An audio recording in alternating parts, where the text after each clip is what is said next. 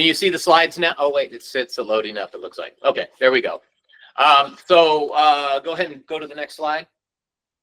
So basically, Optima Gutter Guards is one of the gutter guards that is a sister to one of the top-rated gutter guards in the country. And we've built this one specifically for pest control and pest control companies to keep out critters and wasp nests, all those things that you run into with gutters. It's a great add-on because there's a huge profit margin with this type of product, and you can do real well with it if it's sold properly. This comes in between a 4 and 7 inch ratio. It technically we can manufacture any size because I actually do all the manufacturing here. So if you run into custom gutters, we can talk about that as well. Optima Gutter Protection has 304 stainless steel mesh. And just while I'm doing this training, if you have a question, please stop me. We can talk about it. It has a lifetime product warranty, no clog performance guarantee. It has a melt away product. So if you're working up in the mountains, you have a melt away for the snow. It has a 304 stainless steel screen. That's the 304 stainless steel is a surgical grade steel, and what determines that is the amount of nickel that's found in the screen itself. Comes in a 40 mesh and a 24 mesh. 40 mesh has 1,600 holes per square inch, uses a 0.007 wire. The large mesh is a 24 mesh, has about 576 holes per square inch, and uses a 0.009 wire. They're both a 5-inch and a 6-inch gutter guard have 2.5 inches of screen area so that you can for the water to go through. Now there's a reason for that, and the reason is there's no it doesn't need any more screen area than that. So you will run into people that'll say, why is the screen area small compared to the gutter opening? And that's very easily explained because of the technology and the way this screen is built. It takes on a lot more water than any other type of micro mesh. That raised screen design that has that whale tail on it, what that does is it creates surface tension.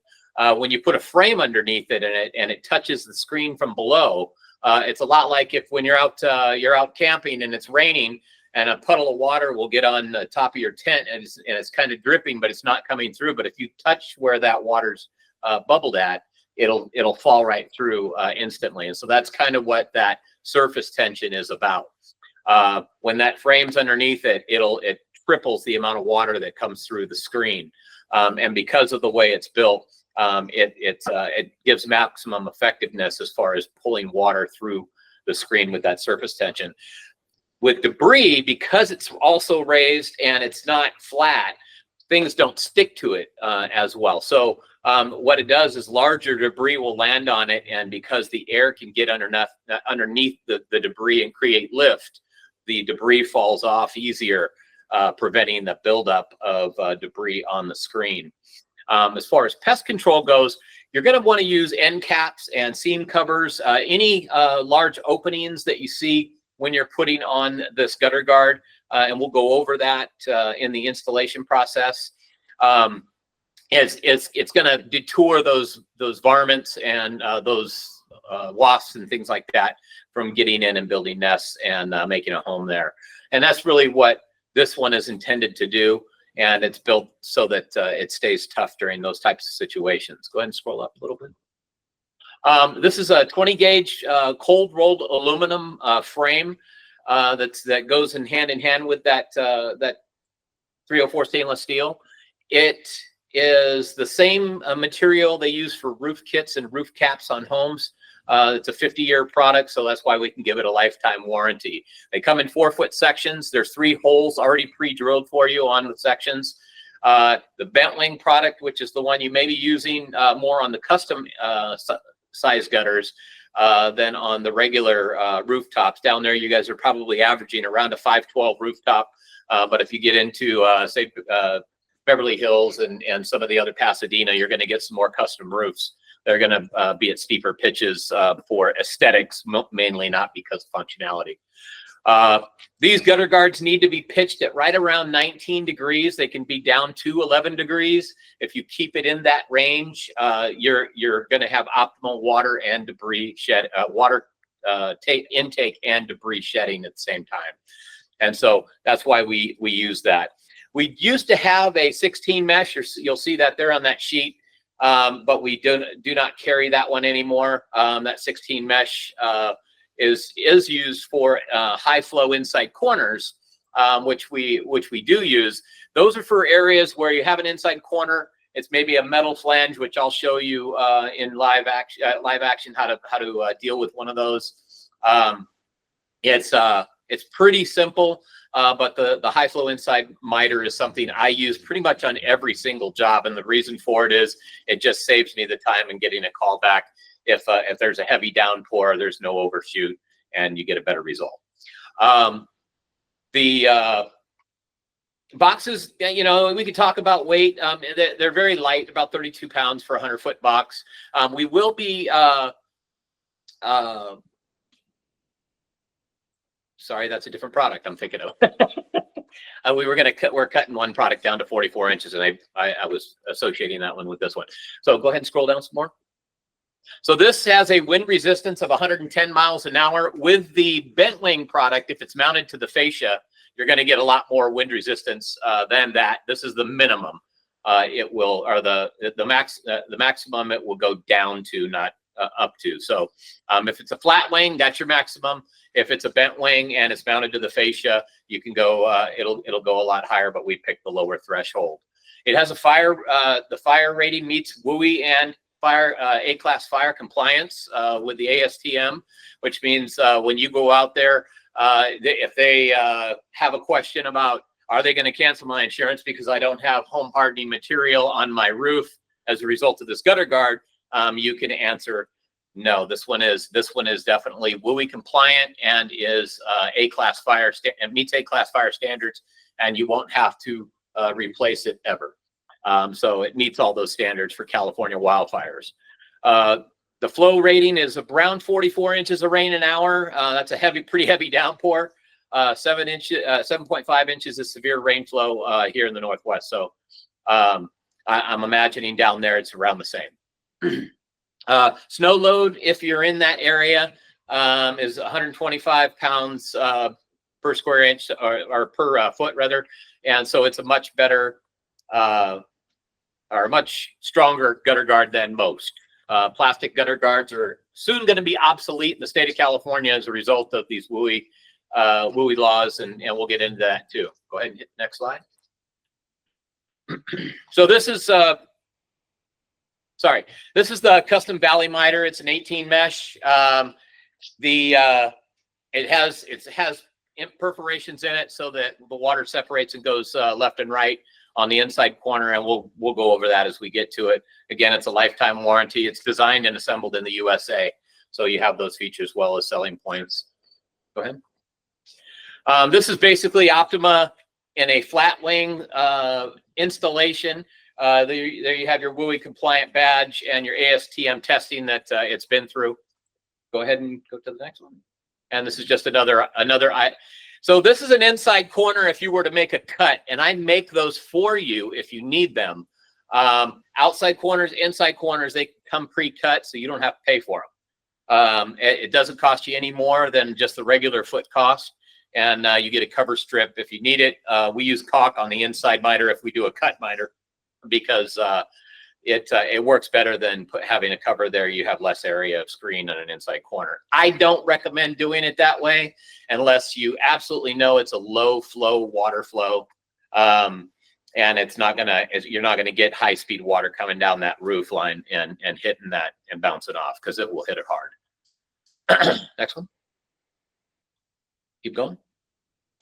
All right, so the low cost retrofit. So basically, this is what the California state law is saying for installation.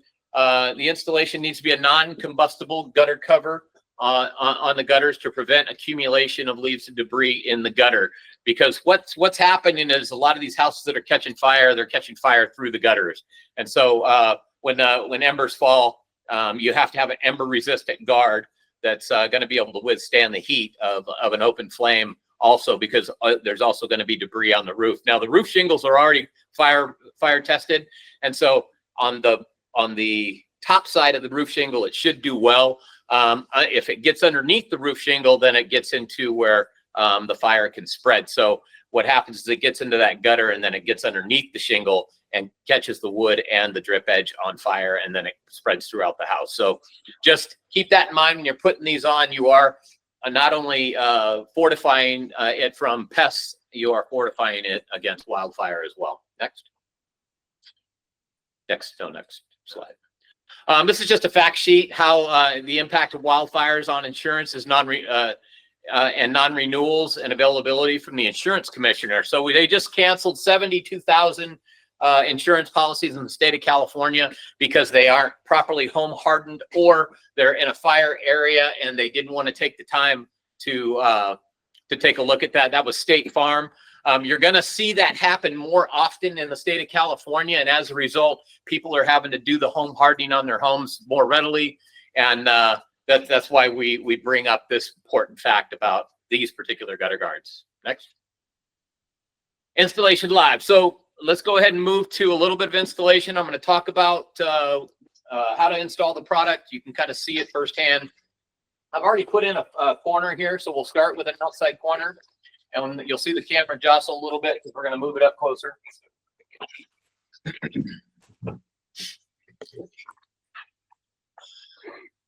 All right, so basically these are the way the pre-cut miters come. They come with that nice clean edge, and you're just simply installing it.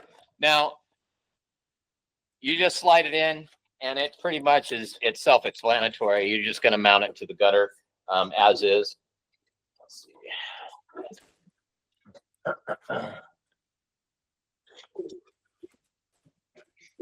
I like to mount the back first, just so that I make sure that it's even with the front here.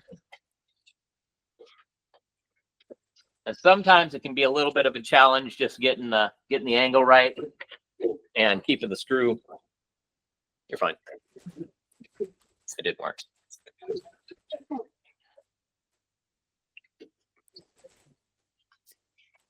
Sorry. There we go.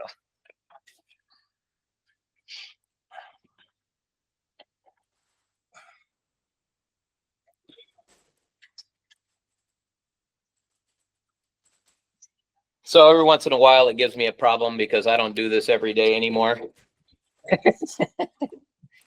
For this.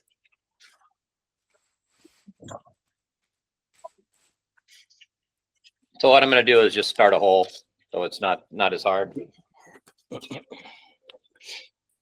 All right. As you can see, it's pretty simple stuff, though.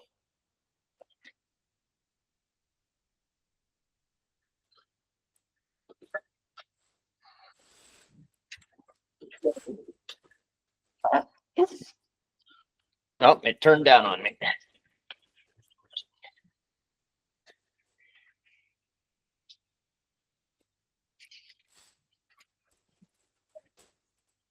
The only problem with doing live.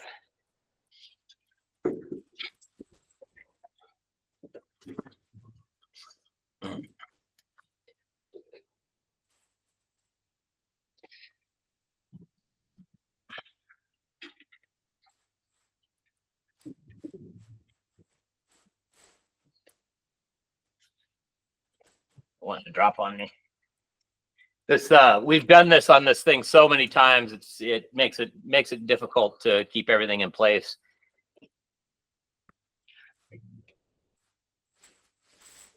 There we go. So you'll notice how this is opened up right there. It doesn't look quite finished. What you do, you'll take a seam cover like this. This is against gray, so you can see it better. And you're going to, instead of mounting that first part over here, what I do is I will put it next to the first screw, and then I'll mount the next screw through here in order to place the piece. But we'll draw underneath and make our cut so that it fits properly.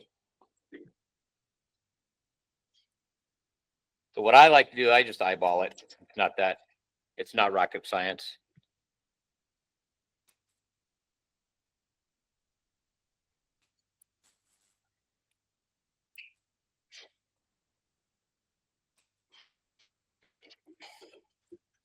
And there's two ways you can do it. You can pull it back and you can slide it under in the front here.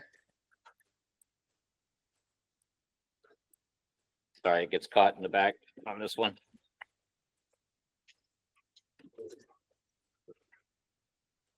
You have to unscrew it a little bit. There we go. So you can slide it up underneath like this and then mount it, or you can put it over the top like I like to do, because I think it looks cleaner that way. It covers the edge here, and then you can just mount it right here. And I won't go through that because this one took a little bit longer than I expected.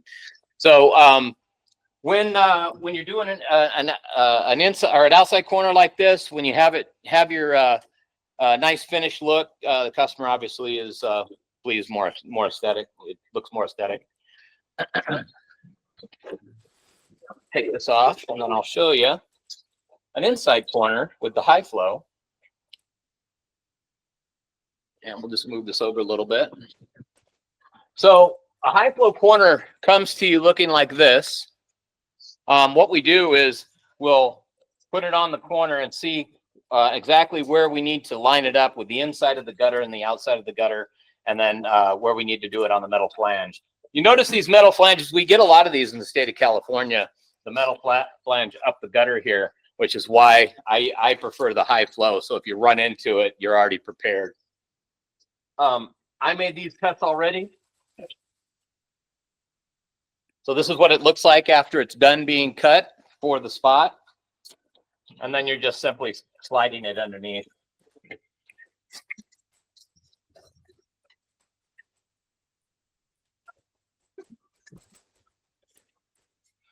And that's your completed piece. And your gutter guard will just butt up right against it. And so one of the key things when you're making a seam, we'll talk about that now, is making sure that the ends are going to come pre-clipped like this. They don't always look this raggedy, but this one's a test piece that I'm using for this purpose.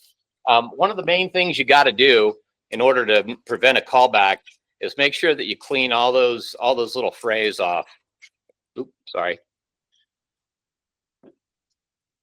And you want to cut it as close to this frame as possible and then out away from it. So I always do this. You don't want it touching that front frame, because what will happen is when it's touching the front frame, water likes to accumulate there, and then you'll get a slow drip out of there. And then, of course, you get a callback because they're going, hey, this thing's dripping at the seam. So we want to avoid that. One of the things we do also is once we've cut that away is we'll bend this out away from the gutter a little bit, away from the guard a little bit, so that when we press it together, it creates a pressure seam. And then then you don't have to caulk it. But if you, then you don't have to caulk it. So when you do your seam, you can put caulk in there, but never let it touch the front of the guard, the front metal frame of the guard. Keep it just away from it so that water can come down and it'll still drop in. Because once you touch the front of the guard, now you've created a drip area. So that's one of the little caveats. If you do your seams right, you do your corners right, you should not get callbacks as long as they're pitched properly and those two things are in place. There is two types. There's a bent wing and a flat wing, as we discussed. And the bent wing looks like this. And that's the one that mounts to the fascia. And then the flat wing, of course, that one goes underneath the shingle. And that's a real easy install. You're just sticking it underneath, and then you mount it to the guard, or to the gutter rather. Super easy stuff. So let me move over to the straight seam here and show you what I mean.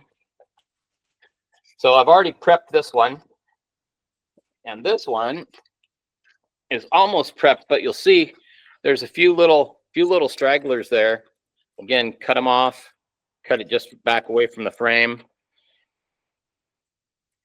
so that it's not touching the front, and you're in good shape. And then make sure you fold it just a little bit out away from the frame. And then when you slide it in to place it, you can get a nice even seam. This one will,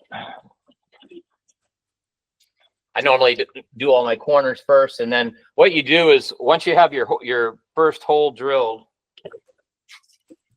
for the screw, you can use it to lift the back edge up until you're even with the back of the guard that's already mounted. Oops. That's why we give you extra screws. Do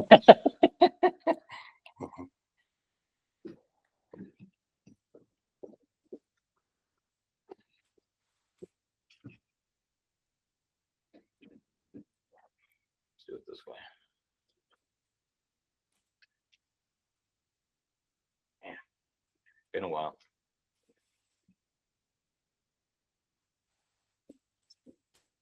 Anyway, you get the idea. So this will go in here like so. You're going to slide it together. You'll do your mount screw here. You'll do your mount screw here. And then you just kind of make sure that's all even. And that is a good seal. So you'll see there's no gap here. Can you zoom in on that a little bit?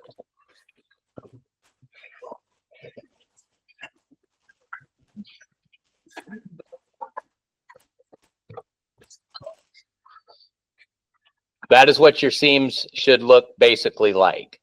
And so if you get a little popping up here, see this one, I need to cut back a little bit more on that particular arrow, because you'll see it grouped in there.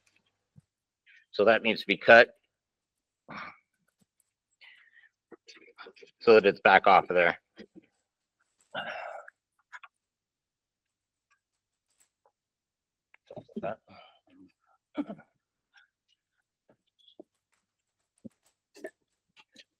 There we go. So now it's off the frame, and that's where you want. You don't want anything touching that front piece of the frame. With that seal, you don't need to caulk it. If you do want to caulk it, you can, but do not drag your finger down the caulk. If you drag your finger down the caulk, you're going to create a little gully. It's going to collect water, and you create a potential for a drip. And that's really all there is to installing these gutter guards. It's super simple. If you keep it simple, it stays simple. Just make sure you're covering your seams and your corners properly. And then we can talk a little bit about installing diverters.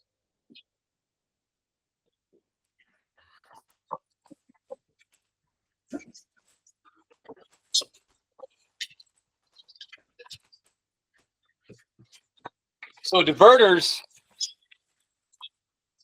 are something I put on these roofs that have these metal flanges that go up the roof. And what I do is I'll place them like so, and I'll put 3 sets of them. Because what will happen is that water's moving so fast down that. This is same thing as on a standing seam roof. You're going to get the same water speed because you have this glossy paint finish on these seams. And so what will happen is I'll put these up, and the water will come down and hit these. Of course, it'll push it out this way, but it'll come right back to the center again. And so you got to put them in succession. 2 is the minimum I will put on.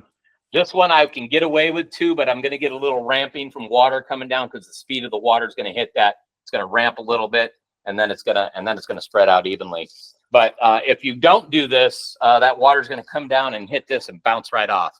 And so you want to make sure if you have an inside corner like this, you put these up and make sure that you test it before you leave, because usually these inside corners will be right near a front door or a back door, and you don't want to get your customer wet or their furniture underneath the eaves there. So just heads up on that.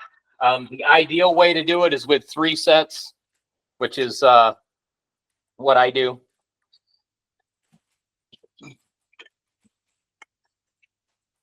Which looks like that. And so if you do this every single time on an inside corner, you shouldn't get callbacks on a corner for anything other than, hey, there's debris buildup. But if it's an inside corner on a 412 pitch like this roof, you're going to get debris buildup no matter what. So that's always going to happen. If you pre-prep your customer to say, hey, you know, if you already get debris buildup there, you're going to still get debris buildup there. Gutter guards don't clean your roof. And that's very important that they're conditioned that way. So we're going to go back to the slides, and I'm going to go over some of that again. Any questions up to this point? No, not yet. Thank you. Okay.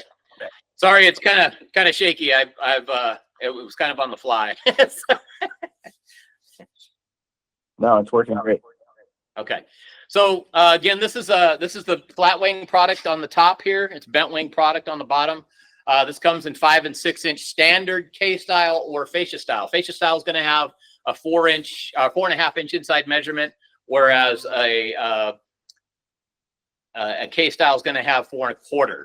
So that's the difference between those. So we see a lot more fascia in California than K style, but I'm not sure how that is in Southern Cal with all the custom roofs. So I get kind of a hodgepodge of just about everything. So I'm doing one right now that's 13 inches wide on a house in Beverly Hills. So that one's for another brand, another gutter guard brand.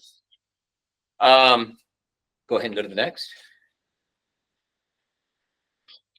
This is just the inside corner and those parts I was just talking to you about. You have your the cover strip, which is that strip that's going to cover the outside corner. That's a VCS CG colonial gray. So whatever the color is going to be the last 2 letters. So if you have colonial gray or charcoal or white, which are the 3 colors that we now carry. I still have some mill finish aluminum and some brown available, but it's going to be gone by the midsummer. So if you run into that, you do have option to use that all the way up to midsummer.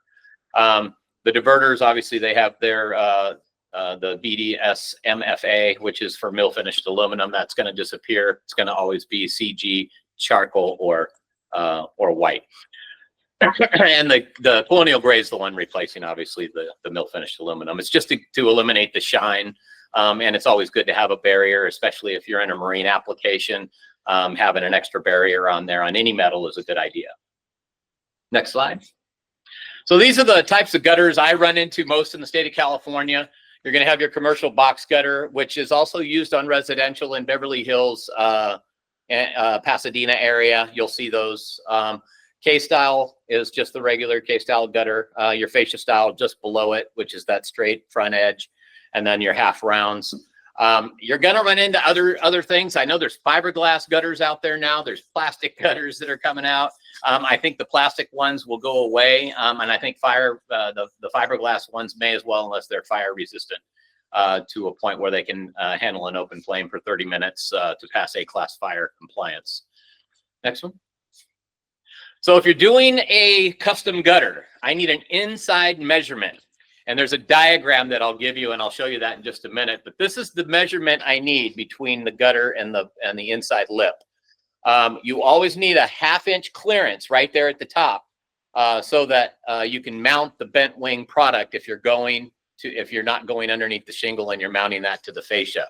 So if for some reason, go to the next slide, you run into a metal roof or a roof that has this kick out on it, you want to be above the kick out, not below it.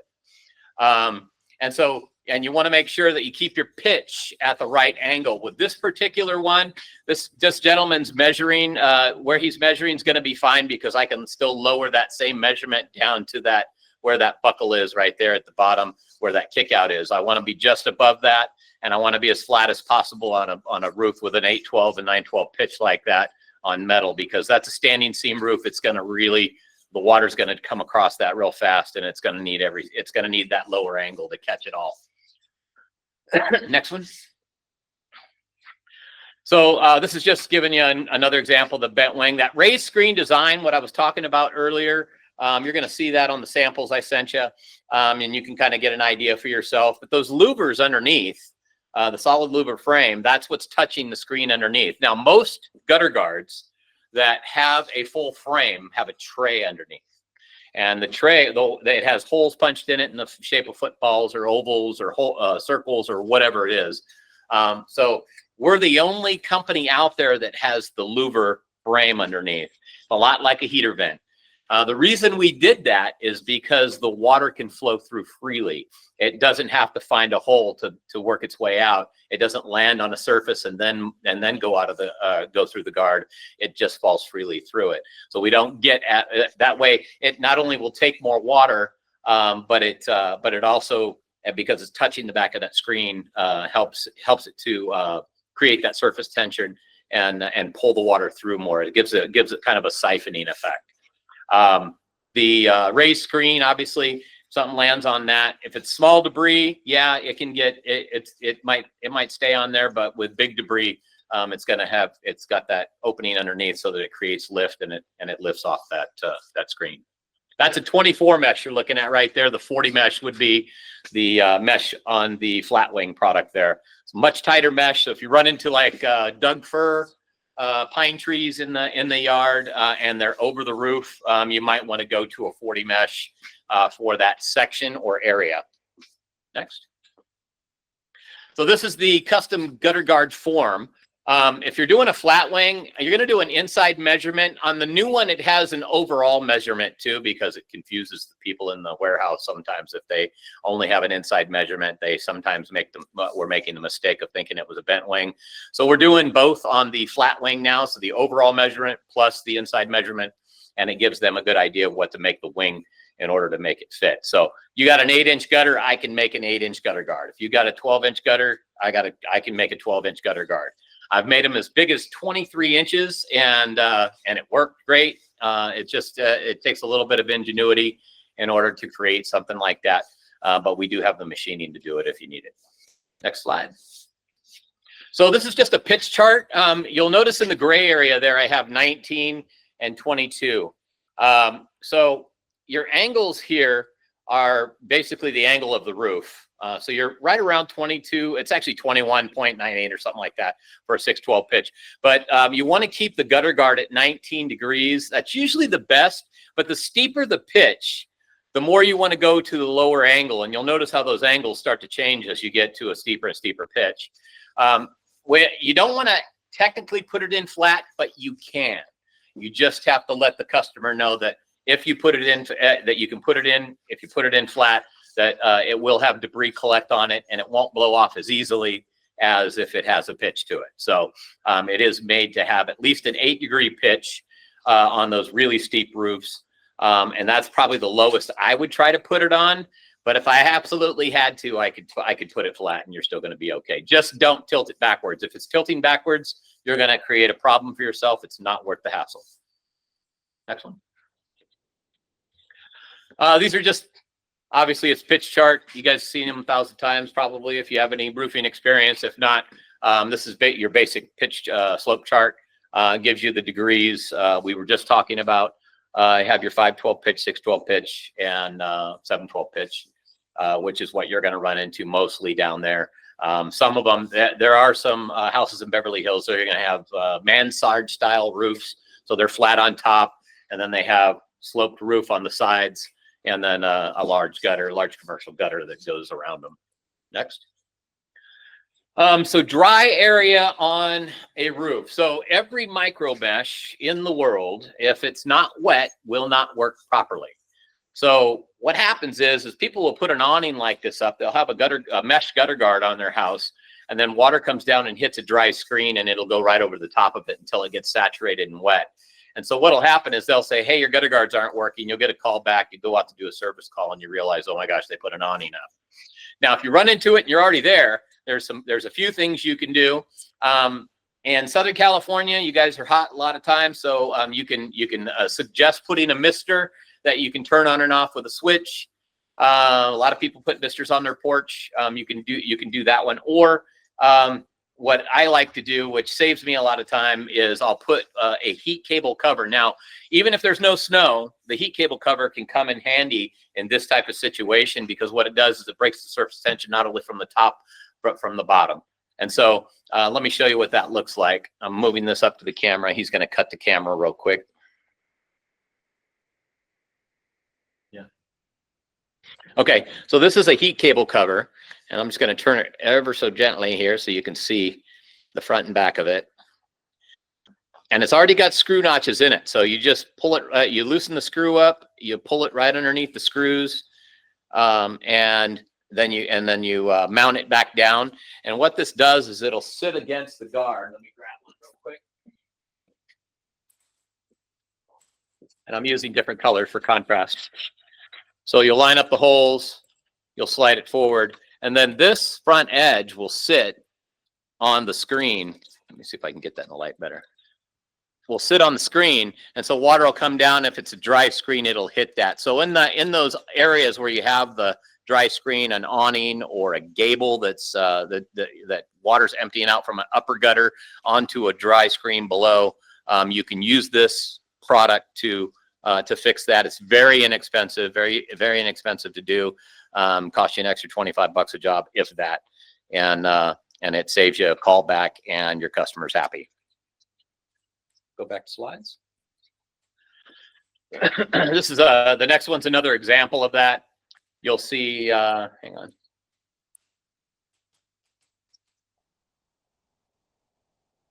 It's not up yet. Nope. Here we go. So that's the second style you'll see out there.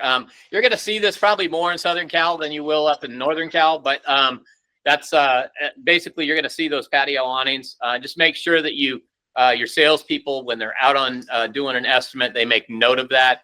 Obviously, under patios is where wasp nests like to be as well, out of the heat. And they'll find ways into the guard if it's not properly sealed. So, and this will help it during the rainy season as well, when water's coming down. You just don't want it to obviously land. You got back doors and everything there. You don't want people walking out and getting wet. So this is an example of a house that has a gable, and the gutter empties onto the roof behind it. The water that goes to the left is going to be fine because the natural rain's been hitting that gutter.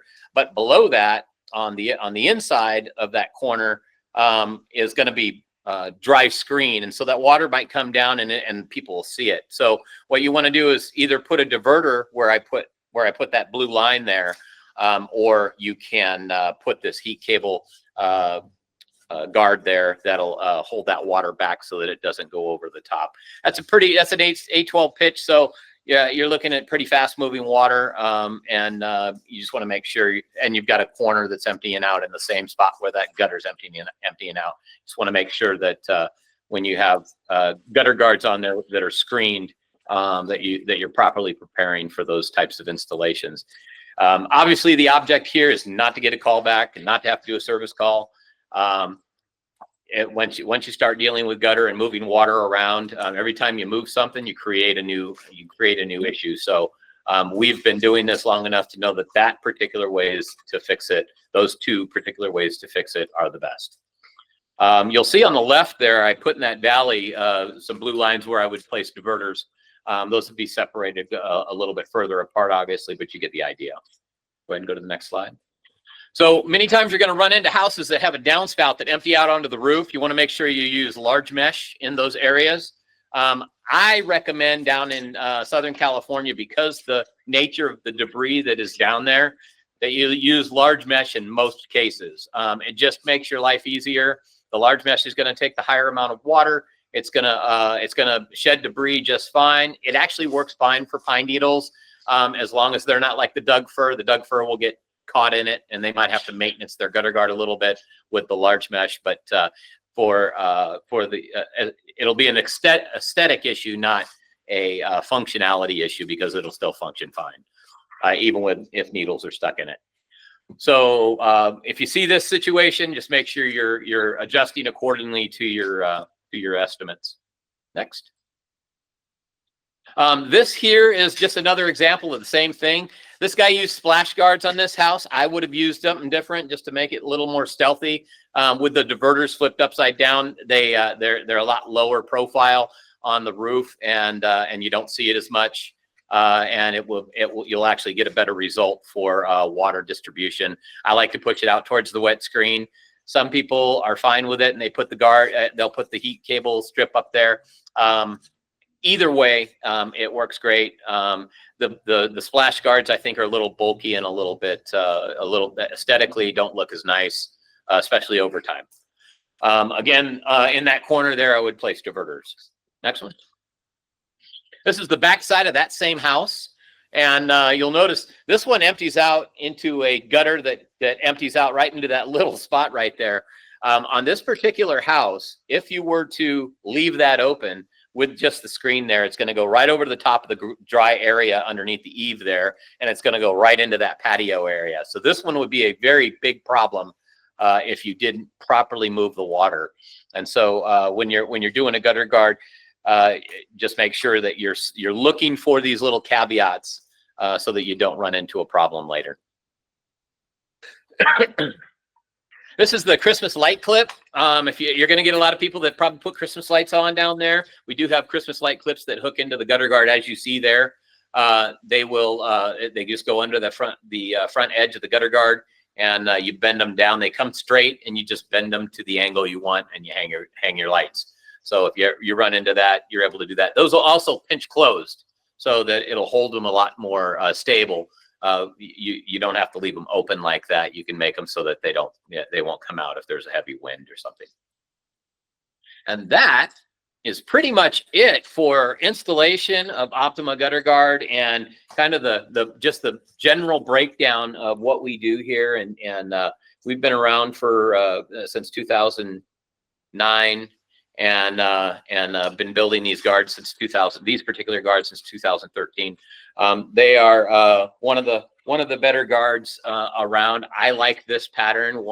This is one of my favorite patterns because of how the whale tail interlocks with the other tails. That means the water has to move around those tail edges, and that gives you so much surface tension that it's going to take more water than most of the gutter guards I make. And so we deal with a lot of different patterns here, but this one I like, I think, the most. So if you're using this guard, you should have best results of anybody out there. Any question? No, I like the design and the pattern there. Yeah, it's very cool. It works really well. It's not only aesthetically nice, but it actually functionally it's really superb in its functionality. So I love this pattern, which is why my boss was saying, well, we might discontinue that. I'm like, no, we're not. And so I talked him out of it. But and so now I'm pushing this one for most areas. So you would be the only one carrying this down in that area. You would have exclusive rights to this within a 60-mile radius. If you wanted a bigger territory, we could just if you have remote offices you wanted to set up, we can create a little bit of a bumper so that you're not running into any competition that's selling the same thing. Any questions? On average, about a 2,000 square foot house, would you think like 2-3 hours, 3 to 4 hours? If you got two guys that know what they're doing, you can bust that out in 3 to 4 hours, no problem. You should be able to do 2 to 3 jobs a day. So and on a 2,000 square foot house, 150 to 200 feet, and on a 1-story, you can definitely do 3. If they're 2-story, depending on the style of the roof or how it's built, it would, and the access to that 2nd story, you would have to gauge it. So obviously your salesperson's going to need to be knowledgeable. They're going to need to know, hey, this one's got a 2-story. There's no access to the back. You're going to have to climb on the roof. You're going to have to work up, get up on the high roof and work from the rooftop. That one's a difficult one, but it's done all the time. They just want to make sure you're tied off to a chimney or something up on the roof so that you're not you don't have any falls, obviously. This gutter guard. Oh, go ahead. What do you think would be the typical cost for, So the national average for this particular style of guard is about $23 a foot installed. And so it's a very profitable product. It's about a 70% profit margin. So it gives you a lot of room to play with as a salesperson. but it also has a lot of profitability. You don't obviously don't want to diminish the value. You have companies like Leaf Filter out there selling this stuff for 40, not this particular one, but selling their plastic guard for about $40 a foot.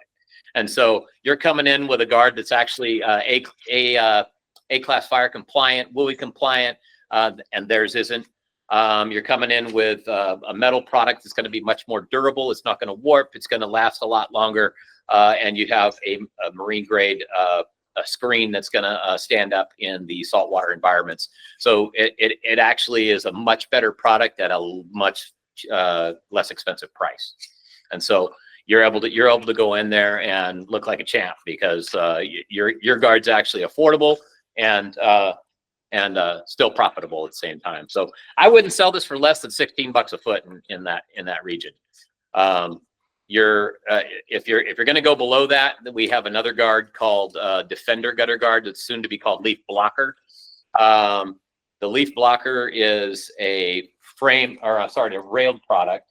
And do I have a piece of that? And that one's a drop-down product that many companies, when the customer finally says, "Hey, look, I just can't afford that kind of price tag right now," and the one call close just isn't working.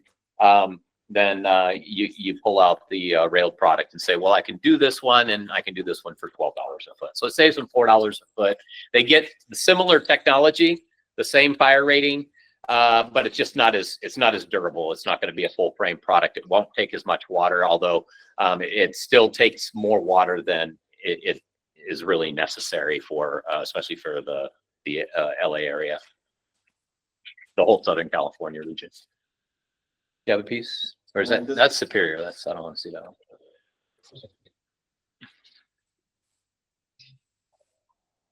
This is the math pattern, but it's not the. So this is the Defender pattern. This isn't the screen that's on it anymore. This is a lighter weight screen, but it's a lightweight product. It's a lot less expensive, but all the installation procedures are pretty much the same. Other than this one, you don't have a bent wing product. You would have to bend it yourself on a 4-foot brake. So if you have a 5-inch that you want to put a bent wing on, you would get a 6-inch guard and then bend it to fit. And then if it's too big, you cut it down. If that makes sense. So I have And the $12 a foot, that's customer cost? That's retail? That's yeah. So $12 a foot would be what you charge your customer, something like this. Between 9 and 12 is where this one ranges installed. And then again, this one's between 16 and 23. I have guys in California that are selling this for $39 a foot with no problem, all day long, and that's in Sacramento. In Orange County, you can get a lot more for it if you want. I try to keep people in the ballpark that meets the national average, just because I want to do people a favor. I'm a nice guy like that, but there's a lot of people out there. They have a lot more overhead than I have here in Sacramento. And if you have more overhead, you got to have more profitability. And so sometimes it's necessary to raise the price.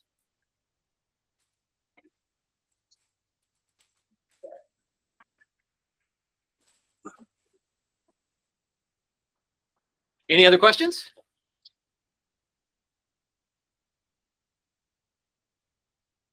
No, not at the moment. All right.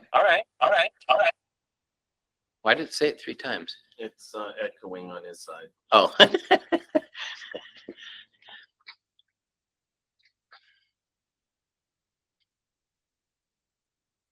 So I sent you guys a database. Tyson, I don't think I sent it to you, but I did send it to Daniel and to Sue. Because I wasn't sure if your email was correct. When I sent the email, did you get the email I sent you? I got the Zoom link for the T5 that he called it termite. Yes. Should be the good one. Yeah. Yes. That's the one. Okay, good. So I will grant you access as well. It's going to have all of our installation videos in there. The thing I want you to keep in mind on the installation videos, if you let people watch them, when they made them, they were putting the caulking all the way down to the frame, and can't stress enough how important it is to keep it off the front part of the frame. You can put it all over the back of the frame if you want, but on the front part of the frame, if you do caulking in the seams or do caulking anywhere, just make sure it doesn't touch the front part of the frame. That's where you're going to create a drip. It's the key to this is don't create drips, and also inform your customer that all gutters drip, just in case, because what a lot of people do is they'll spend $6,000 on a new gutter system, and can you kill that? They'll spend $6,000 on a new gutter system, and they'll start looking at their gutters every day because of the amount of money they spent on it. And I've got the guy that's doing the one in Beverly Hills right now. That one's going to be a $30,000 gutter guard install. And I was like, I'm like, and so they're definitely going to look at their gutters now. Now, if they haven't looked at them before, they don't know that gutters drip naturally. You know, water's going to hit the side of them. They're going to drip naturally anyway. But, you know, the drips we're looking for are the drips that are steady, hard, you know, drip, drip, drip, drip, drip, drip, drip. That kind of drip, probably not okay. But if it's just a standard, you know, condensation drip or water hitting the side of the gutter drip, then we need to make sure the customer's informed before you put the gutter guard on. Otherwise, they're going to go out there and say, oh, they're all dripping because they've never looked at their gutters before. So important little tidbits that we run into out here. I had a guy say, oh, you told me my gutters wouldn't drip. I'm like, well, if the wind's blowing 25 miles an hour and the water's hitting the side, it's going to drip. So, anything else? No, sounds good. Okay. You should get a care package today. It's going to have some samples and some brochures in it. I can get you on my website for so when people are looking for gutter guards for pest inspection or not pest inspection, but pest control down in that region. I'm going to send you the lead. Is that okay to send you the lead? Absolutely. Okay, that's what we'll do. And so I'll get you on the website. You're pretty much all set. I've got all your information in my system. I believe there's Sue should already have order forms and pricing. If you don't have those things, let me know. I'll make sure I get them to you. But other than that, you guys are ready to rock and roll. If you have any other questions, if you're out on a work site and you're not sure about something, you see something that's, you know, like a caveat that you're going, oh, I don't know what to do on this, please feel free to give me a call.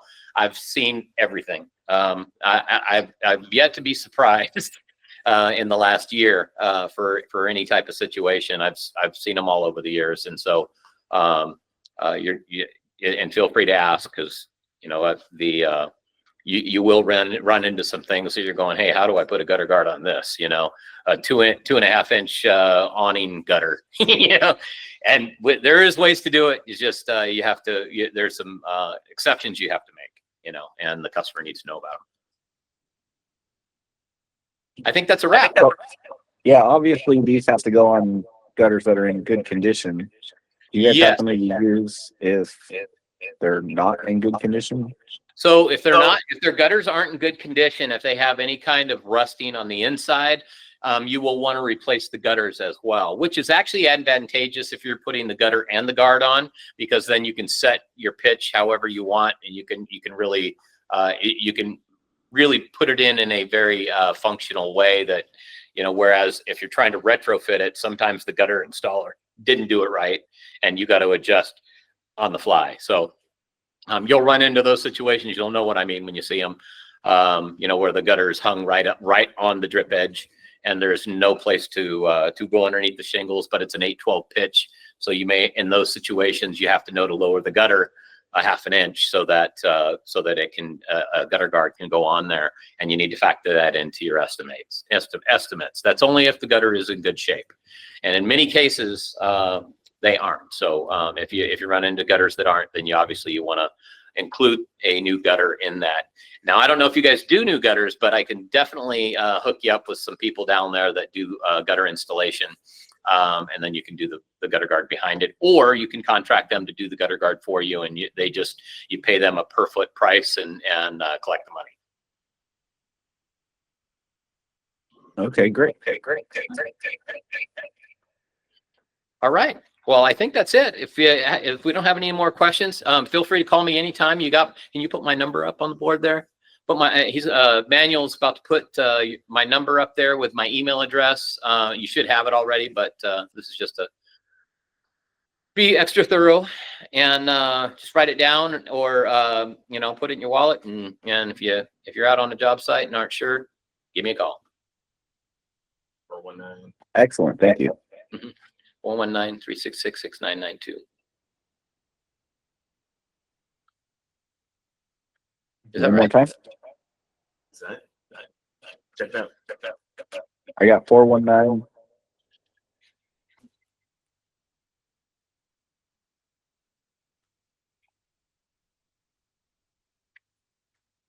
Sorry, I don't use that one as often as I use my 916-303 number. Why don't you put the? Yeah. Yeah. That's the one. He says that's the correct one. So they gave me an Ohio number when I first came here for my cell phone. So I don't know why, but that's what I got. And so I have everything that rolls to that from the other number. So you can put my other number up there too, 916-303-6204. What was the good one? What's that? What was the good number? That 419 number is a good number. I'm just trying to write it. 204. And then here, if you look on your, you can't see it on the screen there?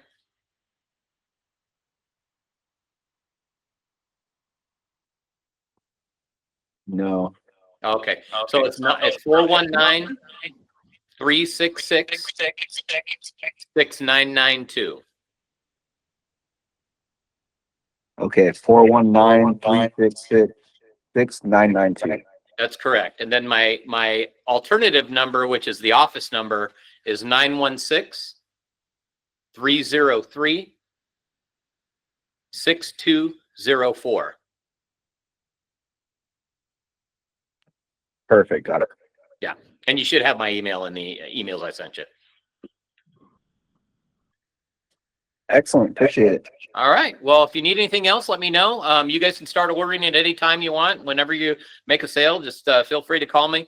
A lot of companies will buy stock to have in their office, but in your case, I would do it by the job to begin with, to kind of get an idea of what size and style you're going to use the most before you start stocking. It would just be a smarter move for you guys, because you're going to, like I said, you're going to run into a lot of custom down there too. Yeah, good idea. Okay. All right. Well, I appreciate your time. Thank you so much for meeting with me. If you, like I said, if you have any questions, feel free to give me a call, and look forward to talking to you soon. Awesome. Thank you for the demo. Yeah, you got it. Have a great day. You too. Bye.